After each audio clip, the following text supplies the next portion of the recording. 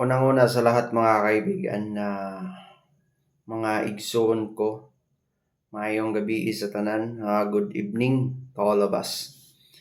I am here today especially for discussing for this biblical wisdom is a principal foundations of humanity, which is founded in the Holy Bible and also in our life mga kaibigan.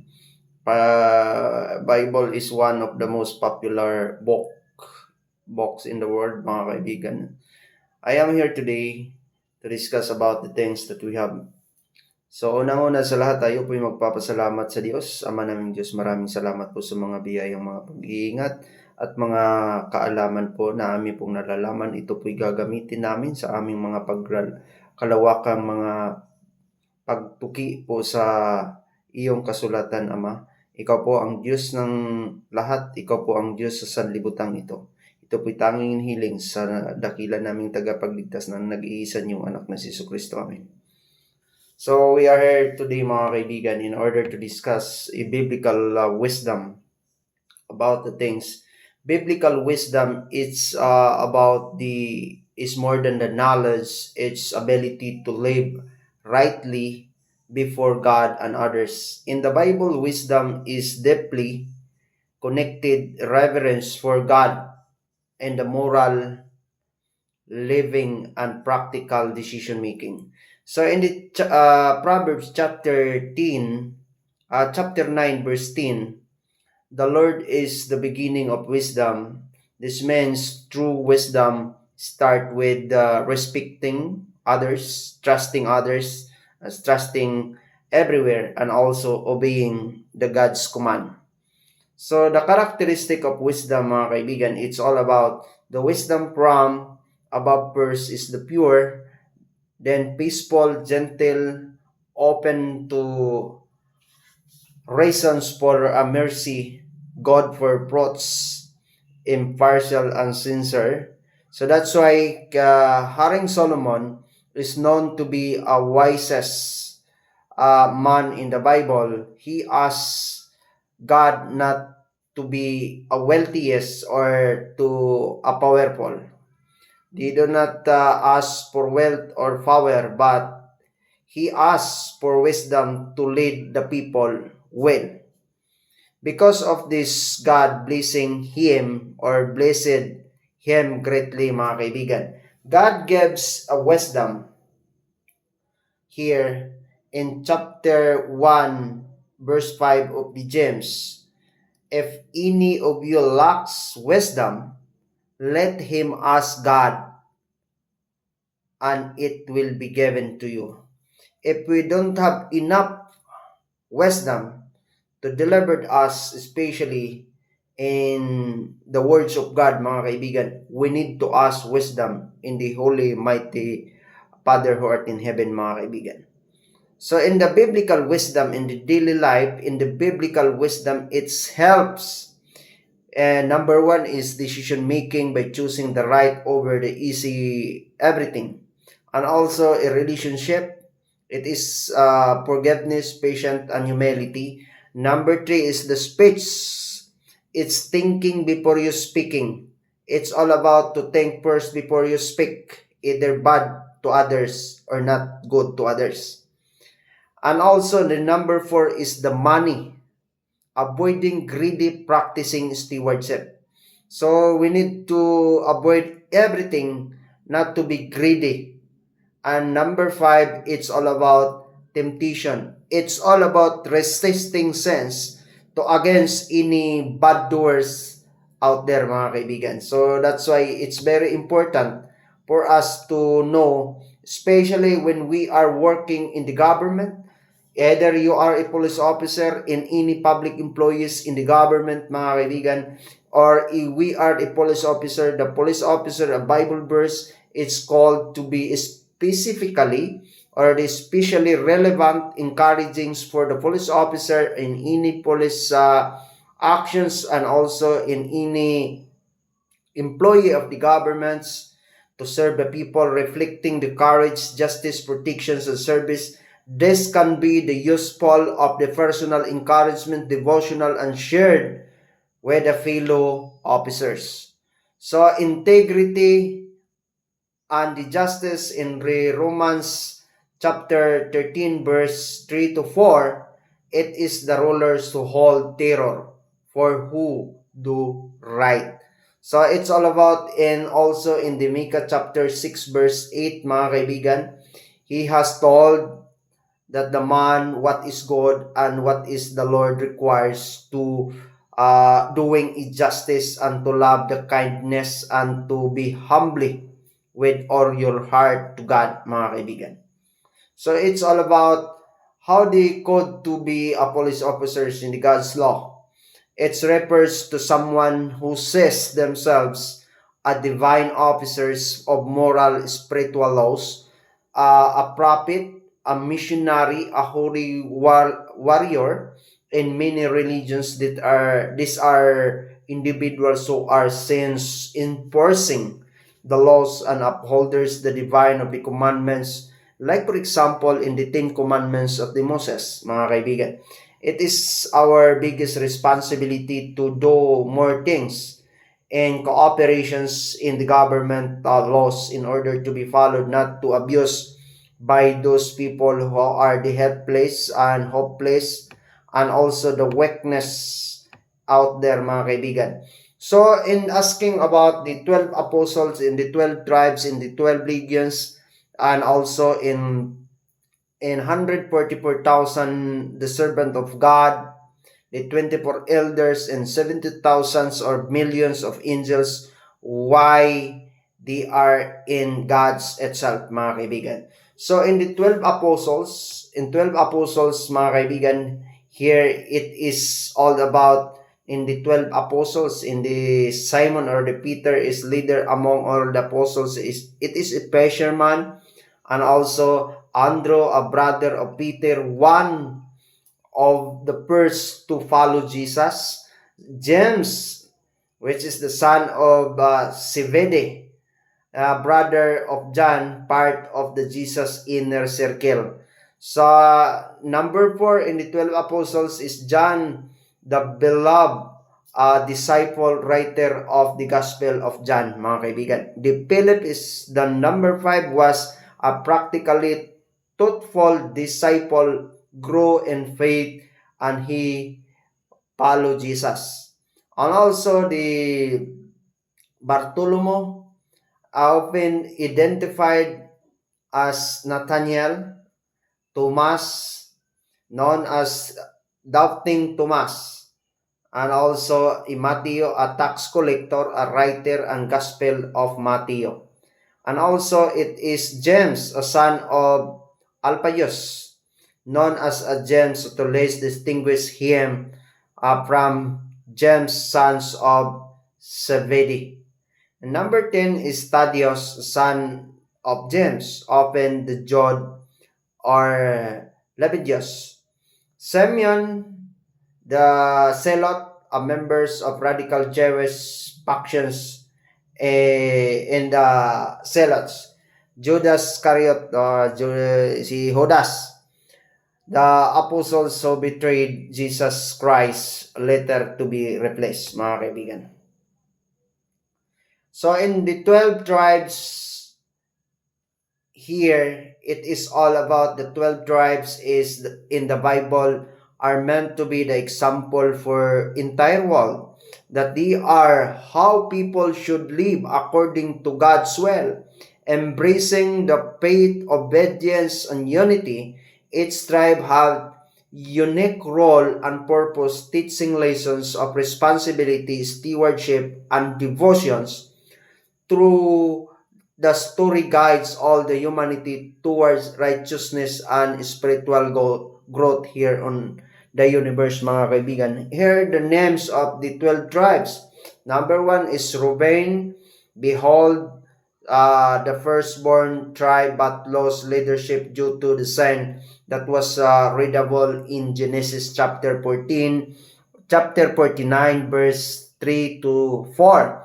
It settled the S of the Jordan, not dominant in the leadership. Also, the Simon, he has heard scattered within the Judah due to the violence in readable in chapter 49 verse 5 to 7 in Genesis. He became absorbed into Judah. Levi joined the priestly tribe, served in worship sacrifices and tabernacle temple, key figures to the Moses and Aaron. And also is number 4 is Judah. Praise the leadership and kingship to produce the kings like David, and ultimately the line of Jesus Christ known as the strongest tribe. Dan is the judge, justice and judgment, known as warrior, sometimes associated with idolatry. So I continue to reading this na Naphtali, my struggle, a freedom and agility known as the speed of indulgence. So indulgence, mga kaibigan. So in chapter 49 verse 21, and also the number 7, God who purchased military strength, brave warriors who are defended Israel. Also Aser, happy, blessed, and prosperity and the provisions produce rich food and oil that would be readable in chapter 33 verse 24 in the Deuteronomy. Si Issachar, reward, wisdom, and understanding, known to be for understanding the times and giving the counsel in the First Chronicles chapter 12 verse 32. The Zebulon, the honor and dwelling, trade and commerce, lived near at the sea, involved the businesses and the trade. And number 11, which is Joseph, he will add a double portions through his son. In his inheritance split into 2 tribes, Ephraim, leadership, and the north. Si Manasseh is the large and powerful territory, key figures to the Joseph. And the number 12 is Benjamin, the son of the right hand, strength and the warfare. Skilled warriors produce King Saul and Apostle Paul, the apostles, mga kaibigan. So it is all about what we have, mga kaibigan, here.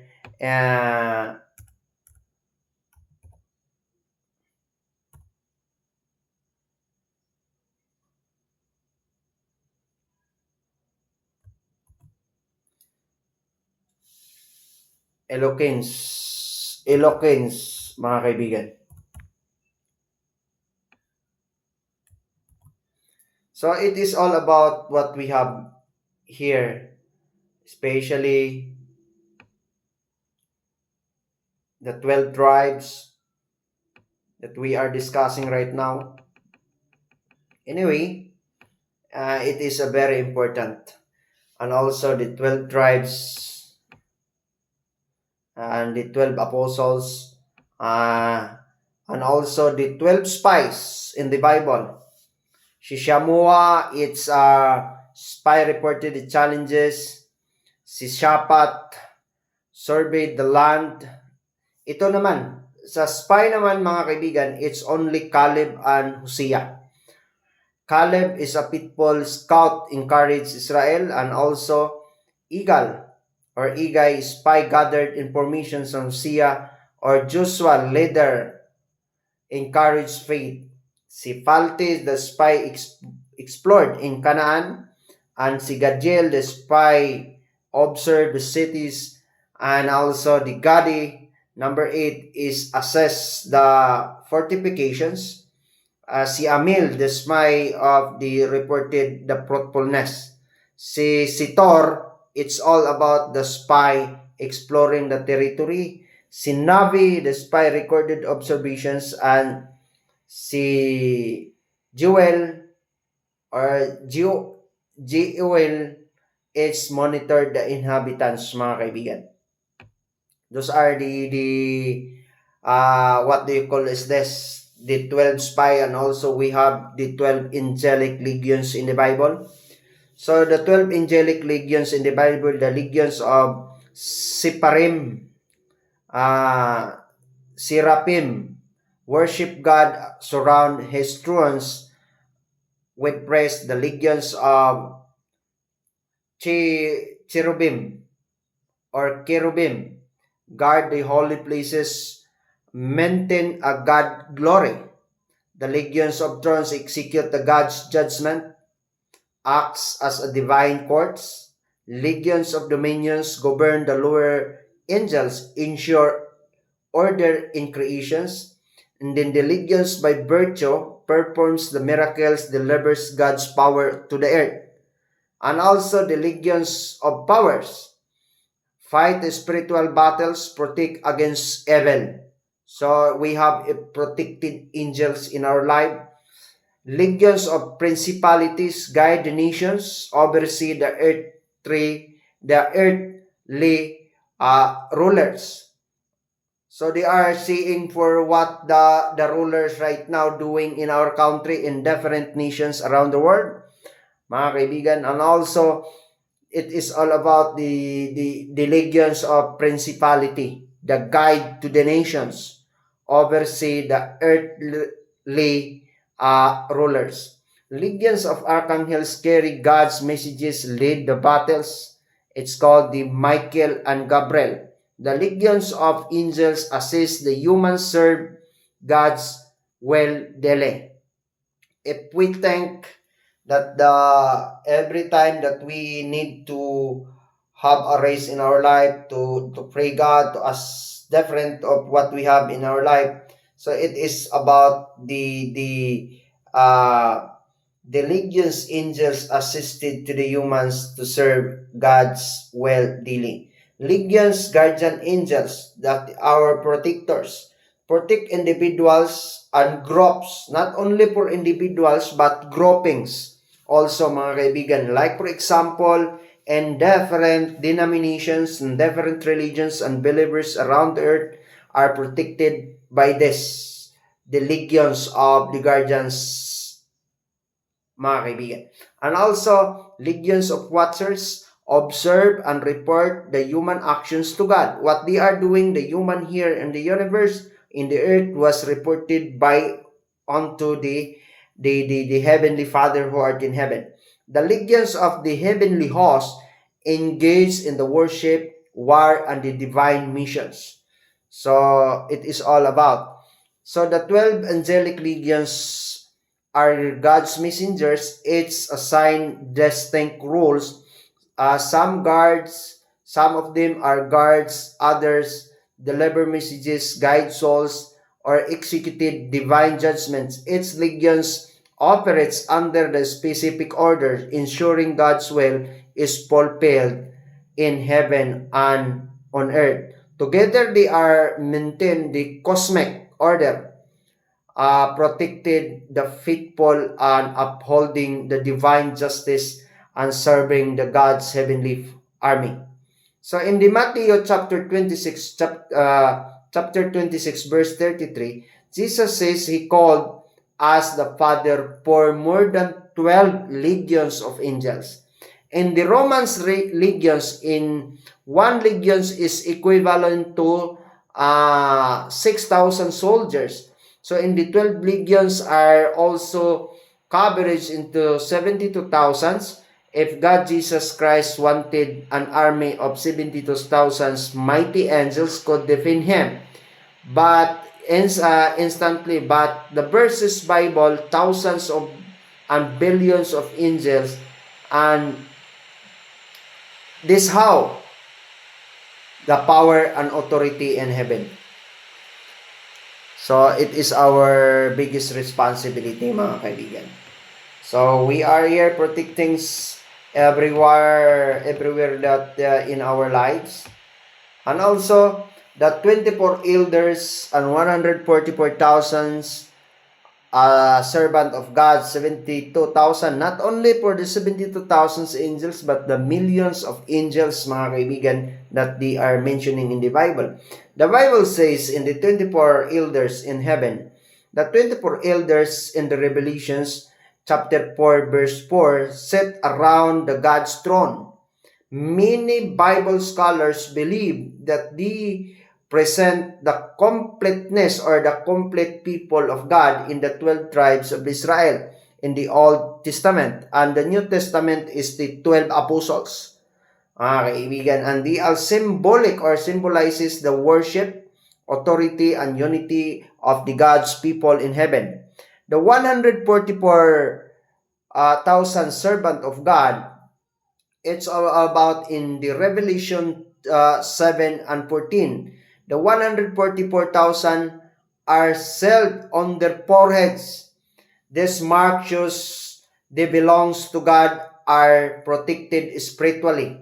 Literally, numbers is very specific group of faithful believers and symbolic numbers in meaning of the completeness, which is the 12 times 1,000 equals the fullness of God's people, not yet completed in self. Meaning to say, they are not be completed to be marked in the foreheads before in the second coming of Jesus Christ.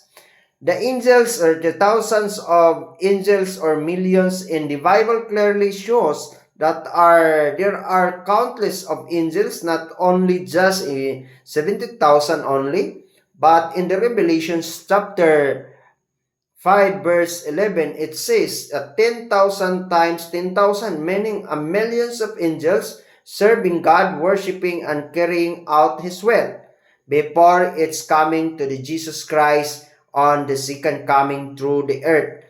So the mark on the forehead of the 144 servant or 144,000 servant of God, the sealing of 144,000 happens before the major judgment. It is not directly the triggers to the Jesus Christ in return to the second coming to the earth, but it shows that God is preparing and protecting His people during the tribulations.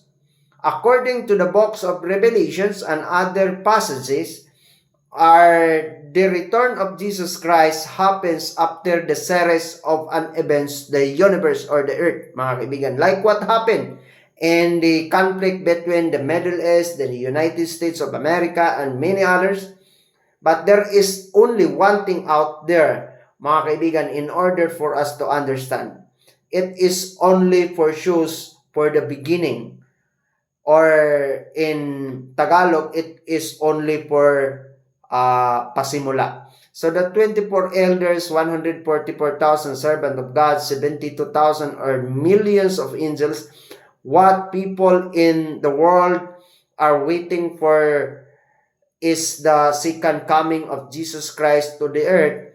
However, before He returns, the 144 servants of God must be sealed on their foreheads. Then, together with the millions of angels, He will come back to the world to fulfill the God's divine plan and purposes. Until such time, this 144,000, equivalent to the 12 tribes and 12 regions and many others, mga kaibigan, are not being sealed. The Jesus Christ, they could not come to the earth, mga kaibigan. So that's why, in our lives, there are three enemies to the humanity. Number one is the self, in ourselves, our own place or the place of individuals. The first enemy of our faith is our own selves, our inner natures that resist God. The Bible calls this place, which is naturally inclined towards sin, pride, and independent from God. In Romans chapter 7 verse 18, for I know that in me, that is in my flesh, dwelt no good thing. So the second is the world reality. What are the standard in the reality of this world? Which is the standard and the systems of the world that they are existing right now, especially in different states and different nations around the world. So in the second enemy, it is the world system in the values, cultures, and the standards that often to go against the God's truth. In the Romans chapter 12 verse 2, and be not conformed to this world, but be ye transformed by renewing of your mind. So, it is all about what we have done through the earth, mga kaibigan. It is very important to understand that three kinds of enemies on this, mga kaibigan. Number three, it's only for the devil. The devil, its spiritual enemy. The enemy of the faith is devil, a real spiritual adversary who actively work against the believers. In 1 Peter chapter 5 verse 8, be sober, be vigilant, because your adversary, the devil, is roaring like a lion, waking it out, the seeking whom he may be devoured. So, like a lion, roaring and seeking to be biting or everything to be eaten, mga kaibigan. So, the three enemies of the humanity in this world, the humans of the three main enemies, the first in the selves, our desire and weaknesses. Second is the world system, where the standards and realities can lead people away from the truth, including the distorted views of relationship. And then also the third is the devil often link the seven princes of hell, mga kaibigan. So, including influencing the cell and deceptions and spiritual downfall in everyday human life experience. So, the seven princes of hell, mga kaibigan, it is very important. I just want you to read for this, mga kaibigan. It is because it is very important in order for us to understand the seven princes of hell can be affected for everything what we have done in this universe, mga kaibigan. So, it is very important to understand these kinds of the seven princes of hell. So, it is only, we have a seven princes of hell, which is the Lucifer is pride, Mammon is greedy, Asmodeus is lust, Leviathan is envy, Beelzebub is gluttony, Satan is wrath or galet, Belphegor is catamaran or the slots. All those the deadliest sense of this universe, mga kaibigan, it should be to be protected, especially in our lives. Now, every day, now and then, especially for the forbidden givens by the gods in the Bible, to do not be eaten, or everything that to do not doing like that, or to not eat for the forbidden fruits and vegetables and meats, mga kaibigan. All the things are given us to the guide in the Holy Bible. So, as far as know, the first Bible was evolved or circulated around the world is from called a Gutenberg's Bible. It's called a Jonas Gutenberg because Jonas Gutenberg was the first person to develop and discovered for the printing machine. So that's why, mga kaibigan, everything now and then, there is no people that there is no pride. There is no people that there is no greedy. Especially among all those what we are reading right now. So, in times of we have this universe, mga kaibigan, it is very important to work godly and truthfully, mga kaibigan. It is very important before we end, mga kaibigan, just to be free. Ama po namin Diyos, maraming salamat po sa mga biyayang pag-iingat niyo po sa akin. Especially po sa pagbibigay niyo po ng kaalaman na mula po sa inyong Espiritu Santo. Ikaw po ang nagbibigay ng lahat po ng aking sinasabi. Lahat po ng aking dinidiscuss po ngayon, ikaw po ang nagbibigay nito. Hindi po ako makapagsasabi kung hindi po nanggagaling sa inyong mga kalakasan at mga the Holy Spirit that you are in place for me. Especially, Ama po namin Diyos, ikaw po ang tagapagligtas namin, ikaw po ang nagbibigay ng aming mga biyayang pag-iingat at yung mga pagliligtas po, lalong-lalo na po sa lahat ng aming ginagawa sa paglalakbay sa mundong ibabaw na ito. upang kami po ay makapagsalita ng iyong salitang binibilin po sa amin. Ama po namin Diyos, maraming salamat po. Sana po ay makikita niyo po ang lahat ng aming mga pagsisikap ng aming puso't isipan. Kung darating man ang maraming mga paglilipol niyo po sa lahat ng iba't ibang bahagi sa buong mundo, sa iba't ibang panig ng mundo, Ama, ikaw po ang magbibigay sa amin ng kaligtasan na ilalayo niyo po kami. Lalong-lalo na po ngayon, nagkakaroon po ng crisis sa iba't ibang panig ng mundo, sa buong mundo po, Ama, sa pamamagitan po ng sigalot po sa Middle East. Ito po ay apektado ang buong bansa, sa buong daigdig. Sana po ay makikita niyo po ang ginagawa po namin bilang inyong anak, Ama. Ito po ay tangi namin hinihiling po sa pangalan ni Jesucristo na dakila po namin tagapagligtas. Amen.